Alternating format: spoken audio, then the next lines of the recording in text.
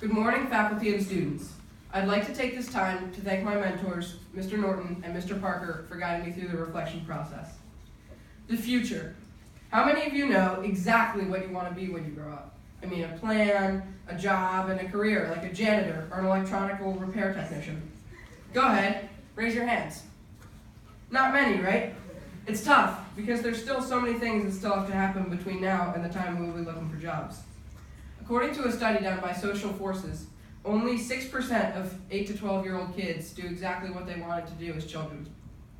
Even if you do know what you want to do, only 6% of you will likely turn out that way. This makes sense, however, because to younger kids, there aren't a ton of logical choices. Pro athlete, lawyer, doctor, maybe a cop, and not a ton else. Also, there are jobs in the future that we don't know of yet. I asked some teachers what they wanted to be when they grew up. Mr. Short, for example, said that he wanted to be a baseball player. Surprisingly, he hasn't quite achieved that yet. He said that he only thought about being a teacher after college, showing how late some people really decide. He got an opportunity to go to South Korea after college to teach, and he took it. This changed his life because he taught there and decided to make that his career. The point being, maybe life will end up showing either way. Influence can also change how someone picks out their future. Maybe I could be a lawyer. Both of my parents went to law school, and they both practiced law after that. However, I don't really necessarily think that I want to be a lawyer. Maybe I could be a football player. I watch a lot of sports, including baseball, basketball, and especially football. I thought that I might want to be a pro football player when I grow up because I enjoyed playing catch in my yard. As it turns out, that's not quite good enough for the NFL. I know many of you are impressed with my physical prowess, but apparently, scrawny, unathletic kids like myself are not meant to be 250-pound football players.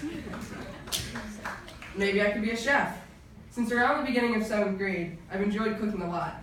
It's fun to make food for yourself and others, and maybe I can make a career with that. That's probably not going to work out, though, because you actually need to be good at cooking to make a career out of it. When you take meat off the grill and it's still mooing, you might want to reconsider your decision to become a cook. Hopefully, so far, I haven't poisoned my family with any undercooked red meat.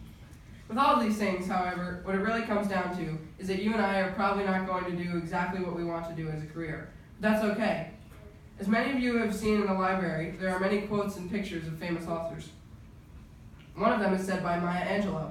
Success is liking yourself, liking what you do, and liking how you do it. This quote really speaks to me because I think, unfortunately, it's not always realistic to do what you want to do now or what really interests you. So if you love what you do, then, as they say, you'll never work a day in your life. Many people, however, just have a job and sort of go along with what they do. However, there aren't many stories like Scott Harrison's. Born in 1975 in New York, he took care of his mother for most of his childhood.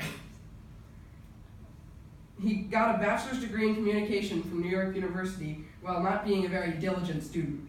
He began promoting nightclubs in New York City for 10 years after college and hanging out and partying with celebrities. Then, while he was on a vacation in Uruguay, he had an epiphany.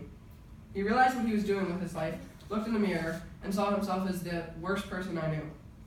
He created the Charity Water Organization in 2006 after going to Liberia and seeing the poor water quality.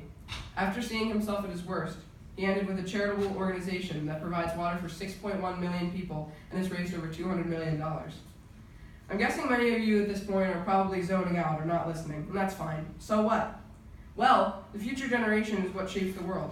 The future is the thing that makes all the cool inventions, games, and ideas. Even though most of you don't know exactly what you want to do when you grow up, I still know several kids that do. This includes one of my friends at my camp who has a realistic dream of becoming a skier. Nonetheless, I'm still glad that I don't know mine because it gives me room to explore. I like this because it makes the future a more interesting time. As Oprah Winfrey has said, I don't know what the future holds, but I do know who holds the future. All of your teachers, friends, and family are preparing you for the future.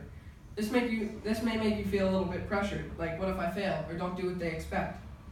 That's okay, because really what they're saying is whatever you want your future to be, we're okay with it if you love what you do.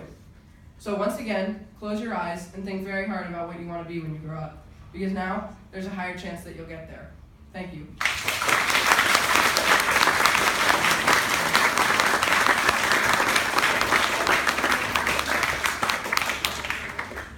I'd like to introduce the community outreach captains.